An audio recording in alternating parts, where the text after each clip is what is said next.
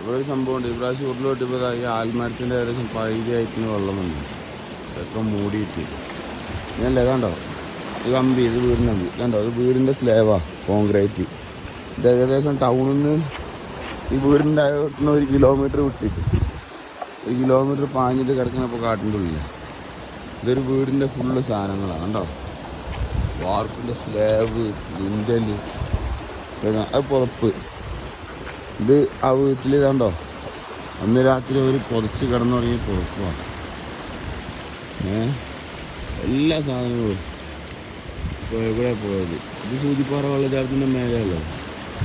ഇവിടുന്ന് ഒരു 100 മീറ്റർ കൂടെ പോയ സൂചിപ്പാറ വെള്ളച്ചാട്ടമാണ്. അത് കഴിഞ്ഞാൽ പിന്നെ നേരെ നിലമ്പൂർക്കാട് സ്റ്റാർട്ട് ചെയ്ത് അങ്ങോട്ട് പോകും, താഴോട്ട് പോകും. കണ്ടോ അതാ സ്ഥിതി. അത് അവിടെ ഒരു വീട് കിടക്കുന്നുണ്ട്, ഞാൻ സൂം ചെയ്ത് കാണിച്ചു തരാം. കണ്ടോ പുറപ്പ് ഒരു വീട് അവിടെ, ഒരു വീട്ടിലുള്ള സാധനം തൊട്ട് താഴെ ഉണ്ട്, ഒരു വീട്ടിലുള്ള സാധനങ്ങളത് അവിടെ ഉണ്ട്.